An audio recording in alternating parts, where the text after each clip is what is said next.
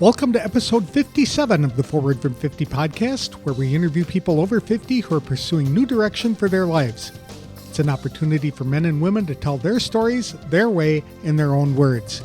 I'm Greg Gerber, the founder of Forward from 50, and your host for today's show.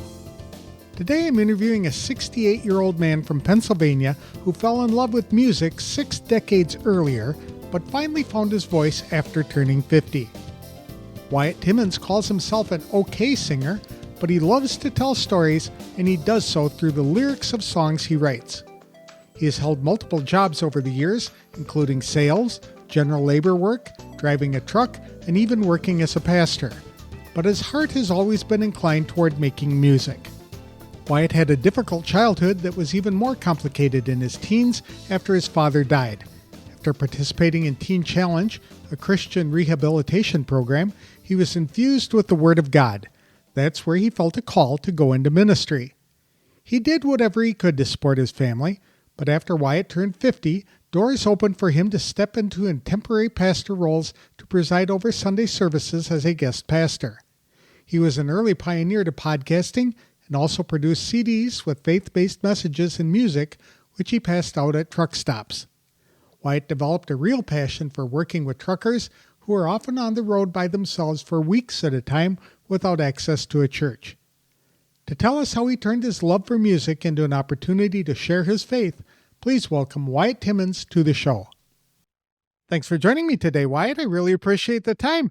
How long have you been in love with music? Oh my gosh. I was really young. I think I was about 8 years old when I really it grabbed me. And my father was real mechanical, and he tried to teach us mechanical stuff. And with me, I think at an early age, he finally realized this one is not going to be pulling transmissions and fixing things. They started recognizing I had a musical aptitude. Is that right? Yeah. Nice. So you've been involved in music all your life? Yes, it's the huge major component of my life. And I love to write, and I'm an okay singer, but I'm a singer-songwriter, and I love to be a storyteller. That's what I really love to do, is to try to get a story that grabs a person and takes them to some place that they identify with. What did you do for a living before you turned 50? Oh, boy. Yeah, have been bivocational ever since I can remember. There's been a lot of, in the early years, there was a lot of sales jobs. There's a lot of general labor jobs, because all I wanted to do was make music. and there was a whole lot of jumping around with regard to that. There was a time finally when, as strange as it seemed, after the children, it was mostly sales until after the children were all out of the house. Then I had the bright idea to drive big truck. Okay. So I jumped into a tractor trailer and did that for 15 years while I continued to pastor. But yeah, always been bivocational. Okay. Have you always been a pastor? No, I haven't always been a pastor. I went through a Teen Challenge because there was a little period of time there after I came to know the Lord where I had no mentorship. We got pulled back out to Pennsylvania from the West Coast. My father had passed away. And so I wound up going through Teen Challenge, and which is a Christian rehabilitation program. And I was so infused with the Word of God there. And I heard the call of God at that point, that it was to take that and take the Bible schooling and to move into ministry. And so that's been a process: children's church pastor, youth pastor, worship leader, assistant pastor, and then finally, ultimately, many years later, actually doing house churches. We started a few of those. And then I got settled in for the last 7 years. I actually settled in and took a charge, and I actually pastored in one location. And so, yeah, I haven't always been a pastor, but the call was upon me at an early age. Finally, by the age of 18, I had heard the call of God. Okay. How many kids do you have? Wow. I have one of my own. She's all grown up. And then I have 3 stepchildren, and they are all grown up. And one of them is actually a pastor. We're delighted about that. And so we have lots of grandchildren. I believe we're up to 11 now. Oh, my goodness. Yeah. That's quite a brood. It's great. Yes. Yeah. Do you get to see them a lot? Yeah. We are strategically positioned where we're too far for them to just drop them off anytime they want to, but we can drive and see them whenever we want to. So that's always important for grandparents. That's right. Where are you located? So I generally say Sullivan County, Pennsylvania, because nobody's ever heard of Muncie Valley. And the county itself is like a big town. There's one traffic light in the entire county. So, yeah, if somebody comes up our driveway, they either love us or they're probably lost. Okay. And how has your life changed after you turned 50? Wow. So I think that once I hit 50 and I was still doing the pastoral thing at that point, I don't mean to sound flippant about that. I was continuing to serve in pastoral ministry, but I really, this yearning and this desire to get back to my ministry roots, which was music and playing and singing and ministering through song and word. I just had a desire to get back to that. And it just didn't seem like those doors were opening up outside of maybe serving in churches. I did a lot of pulpit supply after 50. Many different denominations in the area and a little out of the area would call upon me. So I would do pulpit supply for a morning and preside over the services. So I got to see a whole lot of different denominational settings, and which I also did when I traveled with the Teen Challenge Choir, because we went anywhere that a church would let us come in, and because we were trying to generate support for Teen Challenge. But I think that things changed more, not in a physical sense, but inside of me, in my spirit, man, longing to get back to those roots again. And it's been a journey to get there. That's a good point, because I think we're all created with specific career in mind and things that we are supposed to be doing.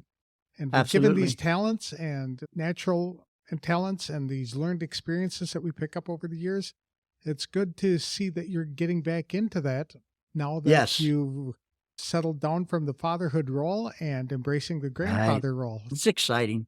It is. So what kinds of things have you been doing after you turned 50? Among other things, when you finally get to empty nest, there's this additional flow of resources that you suddenly realize you have. You can do a few things you weren't able to do. So one of the things I began to do was I started to build my studio. So I have a recording studio, and I don't know whether the camera on your side shows it, but you might see hints of green. I have a green screen I can actually pull around behind me, and then I can do audio production, which I have a lot of those out on Facebook, a lot of the Highways and Byways reboot. I went from the audio production from back in the early 2000s to now doing video casts. I do production that way, and a lot of those are up on the Facebook page. Okay. So you're into technology, but you were an early pioneer to technology, I understand. I think that's true. We were talking before the video started, and the reality is that even podcasts didn't exist. The term didn't even come up till 2004, and there were no host sites until later that year. Some writer out of New York was talking about this new wave of people posting up their audio conversations, and he called it a podcast. So I don't know how he came to that conclusion, but back then, my gosh, even the CD industry, producing CDs and duplicating them and all that, I did all of that. I got myself CD duplicators and a CD printer, and that's how we got the CDs out to all the truck stops across the country. And we had drivers that would take them, and on their normal routes throughout the country, they would drop them off at different truck stop ministries. And all of that was going on. And so building the studio was a big part of getting into where we are now. But I used to post those podcasts before they were called podcasts up on the website. Mm-hmm. And so they were available that way as well. Yeah. The word podcast came from the old iTunes program that they had, the iPod. That's right. And all of the information was designed to go out and be listened to on the iPod, and so they called it a podcast rather than a radio Thank you. cast. Yes, You're right. Problem. That's right. That's fun. So you've been involved in truck stop ministries too. Yes. What does that involve? That sounds interesting. Oh, all of that getting ready for a time, and I'm going to just take a step back and say, knowing that I had a call upon my life to be a preacher, teacher, it was a little consternating to me at times that God didn't open the door for me to have a church of my own. And after just a few years went by with highways and byways, and drivers started calling in any time of the day or night, needing prayer or somebody to counsel or just somebody to hear them talk for a little while, because these guys are out there 3, 5, sometimes 6 weeks at a time. Right. No home church, no home, no real ministry that they can be connected with for support. And the highways and byways, I'll go ahead and say it. We were by God's grace, we were on the front end of getting inside the driver's cab, the cab of his truck. We were on the front end of that. And I don't think anybody was copying me. There's nothing new under the sun. But we quickly saw a whole lot of other ministries starting to create CDs. And I was doing it when it was cassette tape, by the way. We were putting cassette tapes out at the truck stops. And I was delighted. I helped several individuals get started learning how to do the CD recording and editing and so forth, because I just thought the more of us that are out there doing this, the more opportunity is to minister to people who are driving. The driver who's in a truck for 12 hours a day and he's driving along and he gets tired of the AM radio, he'll listen to just about anything that'll slip into that CD player, at least when they put CD players in the trucks. They don't even do that anymore. Don't they? It's all digital? Nah, it's all digital. Yeah. Yeah. You had mentioned several times highways and byways. Tell people what that is. So highways and byways is the name of the outreach ministry. It's actually our overall ministry name, highways and byways. And officially highways and byways of Sullivan County, because there are a gazillion highways and byways names out there. But at the beginning, there weren't so many. But the highways and byways has primarily been outreach. It started out as an outreach to drivers. Since then, it became an outreach to anybody who travels and wanted to put a audio in and listen to it while they're driving. So we started getting those type of people involved.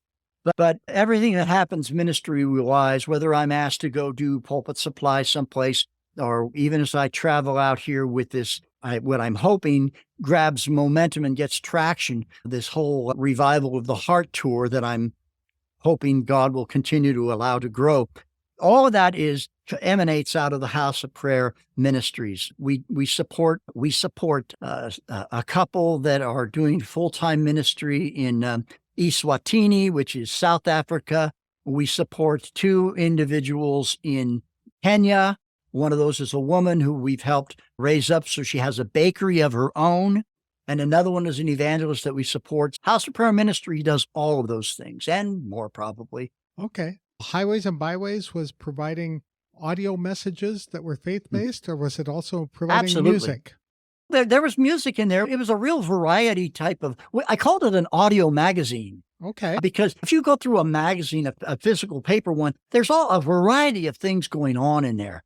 And we had music. I spun music I didn't want to deal with ASCAP and BMI and all those, but I found that there was this wealth of independent Christian artists who weren't signed by anybody. I are one of those now, but at that time I was focusing more on this production and doing a little songwriting.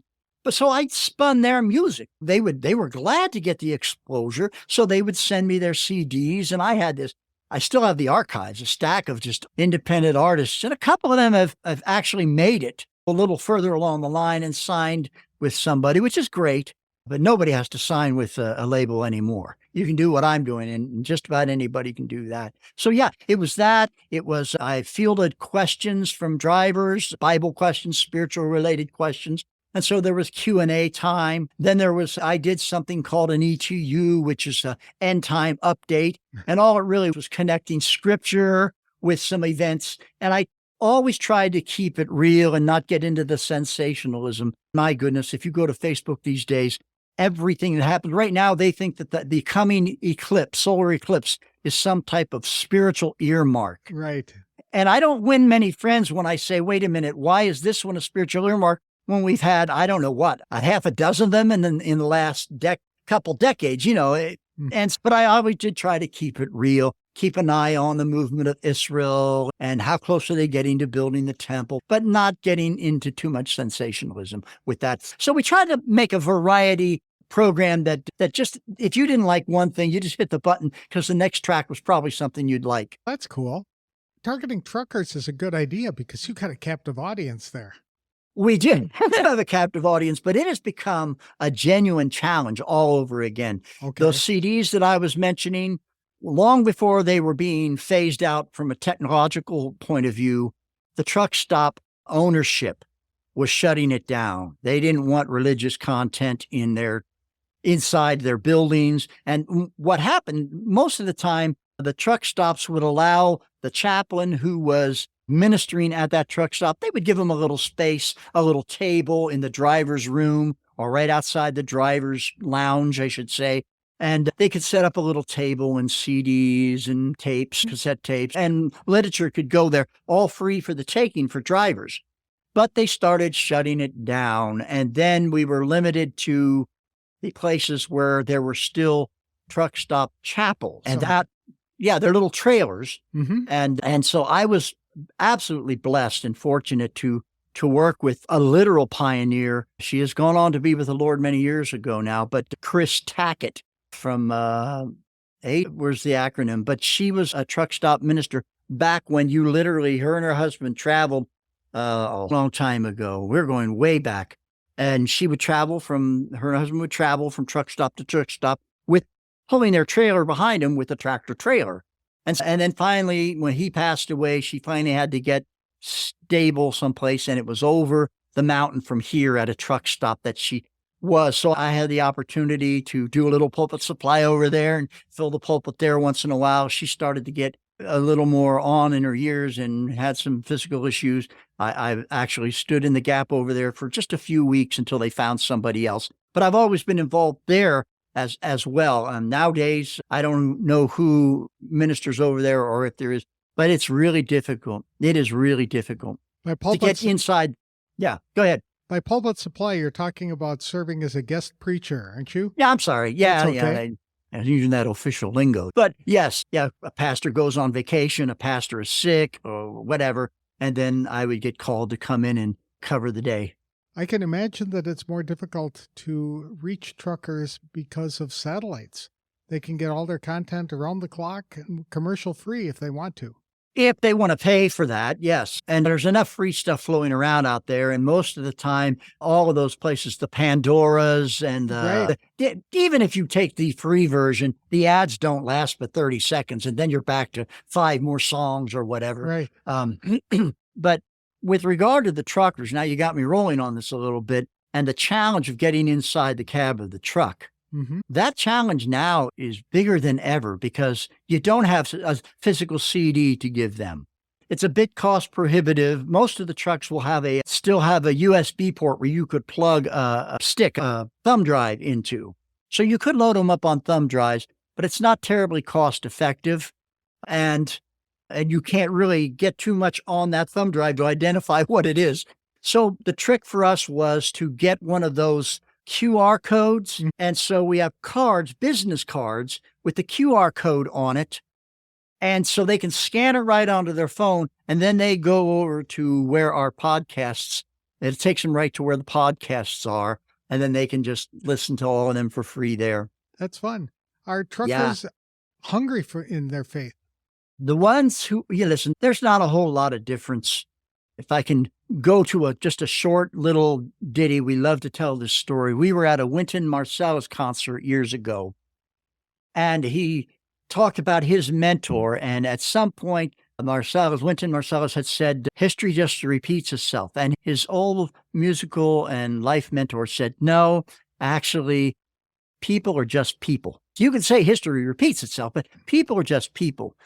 What Cain did back then, people still do today. Exactly. And what Abraham did and Moses did, people will still do today in whatever capacity God called them to. So in the number of truck drivers that are out there, I honestly have to say that there are some really golden brothers and sisters in the Lord. And you can't forget the women that are out there driving as well.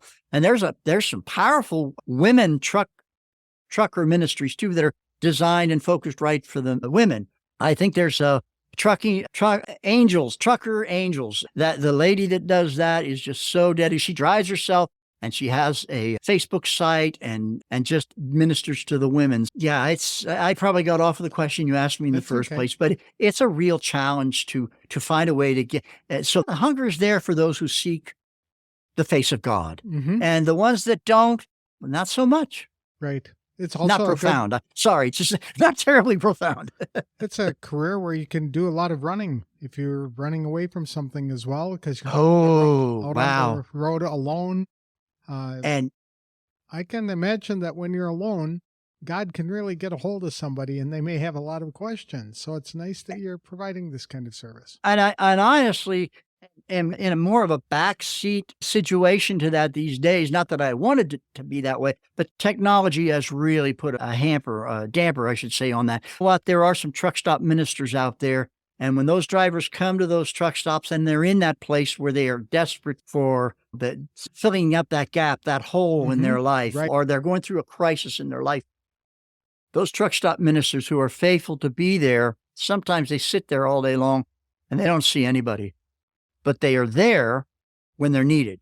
And it is a labor of love. And frankly, local churches should be supporting them. They really should be financially supporting them, so that they can be there and do what it is that they need to do.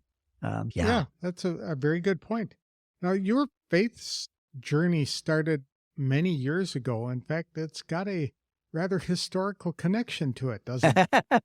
It does. It does. Again, we were talking a little bit ahead of time, and I mentioned the Jesus Revolution, and a lot of people are familiar with that movie. And of course, we went to see it as soon as we could. And I saw the exact cove where I was baptized in the Pacific Ocean under Chuck Smith's ministry. And it just, my heart just, I can't even describe the sensations that were going through me to realize that part of history that I was part of. Yes, I was one of those long-haired leaping gnomes that they called Jesus freaks. Well, I was very young, but I became part of that movement. I was impressed by that movie and the actor who played Lonnie, who was talking about how the youth of the day were looking for Jesus, but in all the wrong places. And the wrong places. I think that is so true today as well. Yes. Like you said, nothing ever changes. Nothing is new under the sun, is it? Exactly. People are people. Exactly. Yeah. Yeah. And you know what? There's a lot of pushback these days. There's a lot of pushback by the established and some of the more conservative denominations out there. They don't like the new music that's floating around out there. And there's some of it that I'm not crazy about. But here's what I know. None of us are doing the worship that King David did. Exactly. None of us are doing that. When the first transition came, was King David's court complaining, hey, that's not the way you worship? Probably. Probably, because people are people, right? And I'm all for the young people that are gathering into these congregations and these churches. You can complain about emotionalism all you want to, not you in general, the church at large that would like to prohibit. I don't want to call them pharisaical. They love the Lord, but I think they just don't understand that the Holy Spirit of the living God he'll find us anywhere in any state. And he will minister to us through anybody. We're not going to get into the story of Lonnie Frisbee here. But if God can use Lonnie Frisbee, God can use anybody on the planet. That's absolutely true. They'll have to research Lonnie for themselves to get the rest of that story. Did you have any special training that you had to take in order to get into this ministry or to start your audio? It was all just seemed to come so natural. I was about 10 years of age, and my parents had already realized, okay, this one is different, and he's going to make music. And my father gave me this humongous, I couldn't even lift it myself, this humongous RCA reel-to-reel tape player. And so I loved audio, even at that time. I listened to the old-time radio because it was still floating around back then. Old-time radio and black and white television. There was color television, but that was for the elites. Who could afford it, right? At that time, you could. The initial ones were over $1,000. And that in real money back then. Yes. Oh, I don't even know what that what that is. But yeah, $1,000 was, my gosh, I think a car could be bought for what? $2,800, $3,000. So go figure. Mhm. But so I was fascinated with audio. I loved to listen to the old time radio programs and of course the Dodgers baseball, Sandy Koufax and Don Drysdale and all of that. A few people will know who that is. But I had this reel to reel he gave me because he was tired and done with it. And I started learning to record onto that reel to reel with a microphone off the radio. I was creating my own playlists and imagining myself as a DJ. And it was from there. So the audio, anytime you have an interest in something, you'll self-teach. There's no problem with that. And as far as the technology go, my biggest problem is that I learn what I have to learn to accomplish what it is that I have to accomplish. And I'm limited inside that scope. So I can do audio recordings and video recordings. I can edit them. I can pull the audio off of a video and fix it up and put it back in. I can do recordings. Then the first CD project was put out last year. And that's actually on the website that I'll give the contact information for that later. But getting to this point was this process, no formal training. The closest thing I had from a ministerial point of view was probably the Bible schooling that I received as a Berean School of the Bible. And then when I came out of there, I jumped right into ministry. It wasn't long before I was the children's church pastor. And that began that whole process. So you always had a mentor. You always had somebody bringing you along and teaching you. And so all of that seemed to just come as a natural course of life rather than seminary and doctorates and that type of thing. I'm happy for those people that have those things. Thanks be to God, the Holy Spirit has made up the difference. I've heard pastors refer to seminaries as cemeteries. Well, I'm glad you said it. Go to school and they learn and they die. It happens. Because they can raise such a question with regard to even the validity of Scripture itself, right? That a guy can come out of there just in worse shape than when he went in. I agree. And I'm painting with a broad brush. There are people who go to life-giving seminaries. Let's get the disclaimer out there. And they come out and they're on fire for the Lord. But my experience has been what your experience is. And cemetery is the first word that enters my mind. That's fair. You took me down memory lane back to when I was 12, 13 years old, where my friends would gather with a record player and a tape recorder and pretend we were DJs. So I'm glad we weren't the only ones back then. My goodness. Yeah, you were not alone. You said the Berean School is what you went to for training. Right. Is that still around? Oh, yeah, I'm sure. Yeah, I don't want to pigeonhole myself denominationally, because I am non-denominational, but my roots are Assemblies of God, and that's an Assemblies of God Bible school. So the way that worked is, I think the requirements are much more stringent now, but when I was in Teen Challenge, you had Bible school 3 hours a day, every day, 5 days a week, and 13 chapels per week. Oh my goodness. Yeah. That would be a challenge. You either fell in love with Jesus or you didn't want to hear any more about Jesus when you got out of there.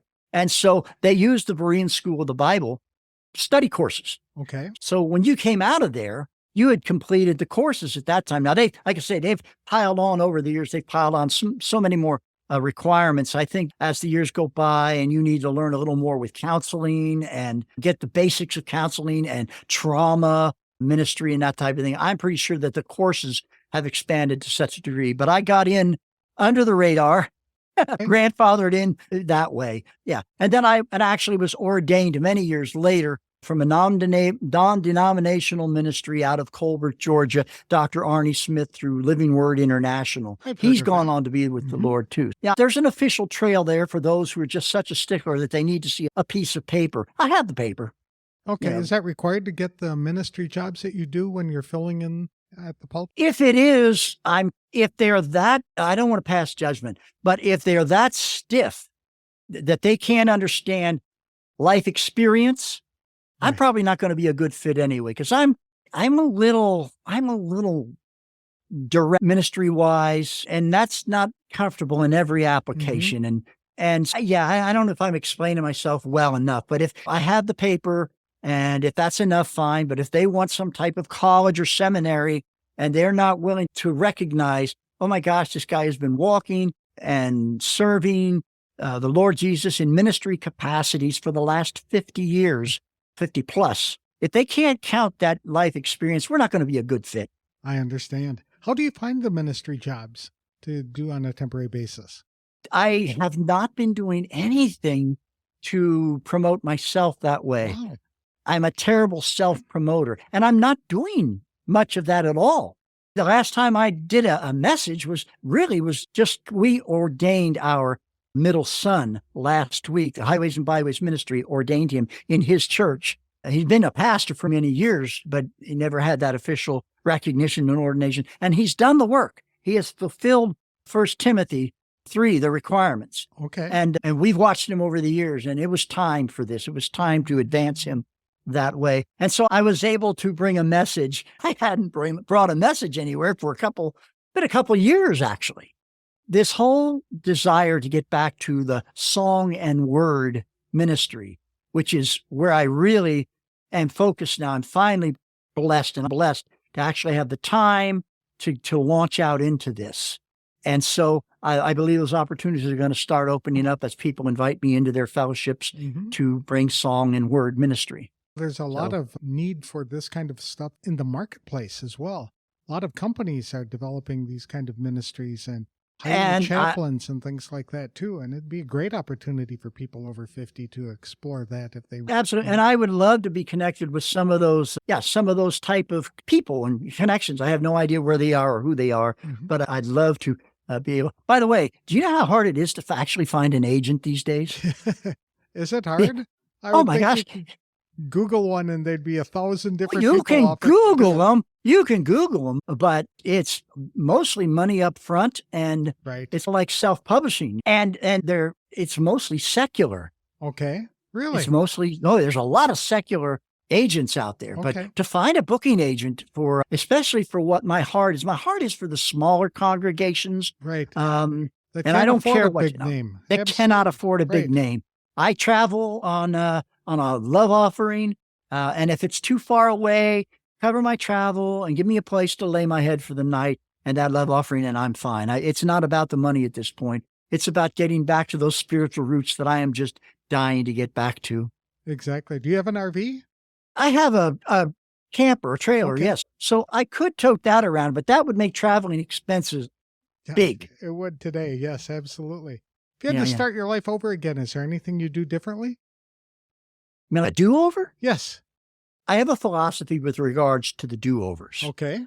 And that is that if I were able to go back and do it over again, I might make it worse than it is right now. Really? We're human. You give me a second shot. I didn't get it right the first time, and I'm going to try to change it. I might screw it up even worse. That's a great way to look at that. What a nice perspective. Yes. No real regrets. There's things that I wish I wouldn't have been able to do sooner. But here I am now, and I'm ready to launch out into this. That recording project from last year, it's a CD. I actually produced a CD, but it's in digital format too and available that way to download.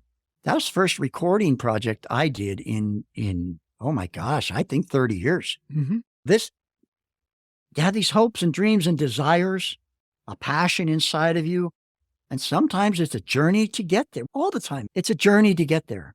You had mentioned earlier on when we were first starting talking about how you love to do your music kinds of things because even if you weren't getting paid for it. And that's the ideal time when you're over 50, 60 into retirement, when you have that extra time that you can really start jumping into the thing that you were truly designed to do with your life. Absolutely. And for a moment, just with regard to music, if a person can strum a guitar, play a little bit of piano, or even do the karaoke thing, which I'm not personally crazy about, but I'm going to say 2 words: nursing homes. Okay. If they want to serve the Lord with their gifts and talents, they don't care about getting paid, although they'll pay you sometimes. But you could volunteer to go to a nursing home, do a Sunday morning service if you have that capacity, or just come in at some point. The folks just love to sing. And I know some people will think I'm off track, but I don't think every song has to be a hymn. I think you can I think you could bring people together and help them and just love them where they're at and bring memories back to them from old songs that from long ago and the hymns too. I don't have no problem with that. But, or let's say you were a secretary all of your life and now you're retired. That's a skill set. That's administration. And that's a gift. That's a gift from God.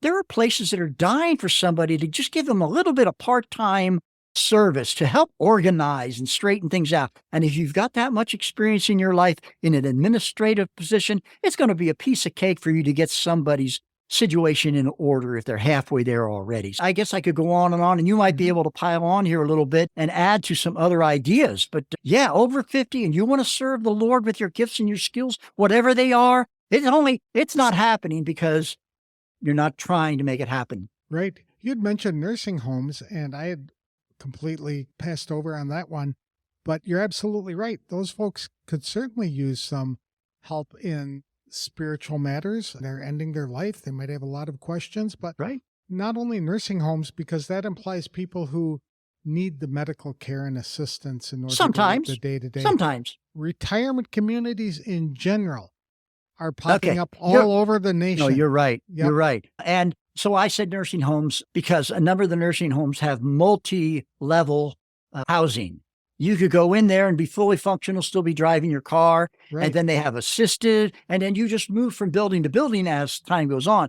Yeah, there are those applications. And prisons. I used to do prisons, go to play the prisons and do prison ministry that way. And I have every intention of getting back into doing that now. And there won't be any money involved in that. Absolutely. But no money involved, but the opportunity to make a tremendous impact in the lives of those people. You know, the very first time outside of the coffee house scene, when I went to Teen Challenge, all of that went by the wayside because now you're in a controlled environment. And there was this wonderful old preacher.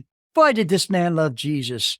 Brother Wirtz. I was down in Harrisburg in the induction center for the first 3 months. And Brother Wirtz came in once a week to do a Bible study course. And he heard me playing the guitar. And the next thing, I'm traveling with Brother Wirtz, and we're going over to the Dauphin County prison. And it's Christmas Eve. And he says, play your songs. And I'm playing Jesus songs that I wrote. And people are just crying and bawling, and they're come forth and they gave their heart to the Lord. And then I realized at that point, wow, I'm getting a whole lot more responses here than I did in the coffee houses. Yeah, absolutely. Because they're at the bottom of their lives at that point. Oh, they can't slide much further. And so that's exactly when all they can do is look up and find God. So yeah, you're absolutely right. That would be another wonderful ministry for somebody. And there are churches in just about in any larger city, there's a prison fellowship ministry. They call them prison fellowship. And you can go online and you'll find a director somewhere. And if you have a heart for it, they'll get you trained and you'll get to go in and use your gifts and talents for the Lord in there. There's another captive audience, by the way. There's an organization in Colorado that puts chaplains in RV parks for the winters when all the snowbirds are coming down south to Texas and Florida and Arizona. And these RV parks sometimes hold 400 or 500 people. I know. We used to stay in them. And the chaplains come in there and they organize the church services. They provide Sign me up. Yeah. Okay. I'll make that connection for you. Absolutely. How can people get in touch with you if they'd like to connect with you or download some of this content that you've been producing for many years?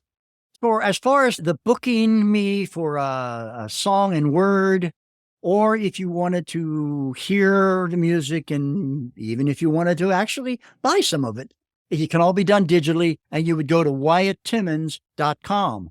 Can't get any more original than that. And a person can always email me and start from there for whatever purpose they needed. And that would be highwaymag1@gmail.com. And I'm just going to say that's the word highway, and then the first 3 letters of magazine, highwaymag@gmail.com. Now, can people download the archives at highwaymag1.com? A Podbean. Yeah, that would be highwaymag101.podbean.com. And don't ask me how I remembered that right now, but Because I reminded you. It's right here in Thank front of you. me. Yeah. Thank you. Yeah. So it's the same as the email address. So it's highwaymag101, Okay. but then it's .com. And that's where people can download some of these old radio programs that you've been creating The old, since most of the old podcasts CD before. archives. Yeah. Yep. Okay. Very good. Yeah, the old truck drivers. And don't let that throw you, the truck driver thing, because if you like to get stimulated with all kinds of different things and you like independent music and artists and everything, they're timeless. You can start at the beginning or go anywhere in between. They're all about an hour long. And so they can go there and download them or stream them right from there, I believe. I'm about to begin what I call my annual circuits, where I leave Arizona to go to Texas, Illinois, and Wisconsin to visit my daughters and grandchildren. And so I have a lot of windshield time. It sounds like these might be some great ways to pass the time. So I will be. Yeah. And the older ones, as they start getting newer, you hear the learning curve. I'm off of the vertical side and I'm getting over the crest of that all. That's evident as well. Thank you very much for your time today, Wyatt. I really appreciate it. It's just been a pleasure. I love your passion for music and for helping people to come to know the Lord. Thank you so much. You be blessed. Wyatt Timmins has been passionate about music for most of his life. After sensing a calling to be a minister, he did what he could while raising his family. But after turning 50, doors opened for him to truly embrace his passion. Wyatt said that after he turned 50, he realized he had a storehouse of untapped resources he was anxious to use. He built a home studio to record music and do audio production. He got involved with a ministry called Highways and Byways to provide outreach services to professional over-the-road truck drivers. Wyatt created what he called an audio magazine that featured music, messages, and even answered faith-based questions in a talk show format. His ministry also opened the door to several independent Christian artists who performed good songs but didn't have a large enough following yet to attract the attention of bigger studios. So Wyatt gave them valuable exposure. He came to faith in the 1960s during what was called the Jesus Revolution at the time. In fact, he was baptized in Pirates Cove through Chuck Smith's ministry that sparked the revolution. Fortunately, when Wyatt's father realized his son was not cut out to be a mechanic and he had a penchant for music instead, his dad supported his music-making efforts by purchasing a giant reel-to-reel tape recorder. Wyatt taught himself how to record and edit the music. Wyatt had an interesting perspective on what he'd do if he could start over again. He said he'd be reluctant to change anything for fear of making things worse the second time around. He did suggest ways for people who are interested in performing to get started by playing for nursing homes and assisted living facilities. There are also prison ministries which allow faith-based musicians to perform and offer opportunities for people to serve as volunteer chaplains. People can connect with Wyatt via his website at wyatttimmins.com or by emailing him at highwaymag101@gmail.com. His audio magazine can be found at highwaymag101.podbean.com. That's all I have for this week's show.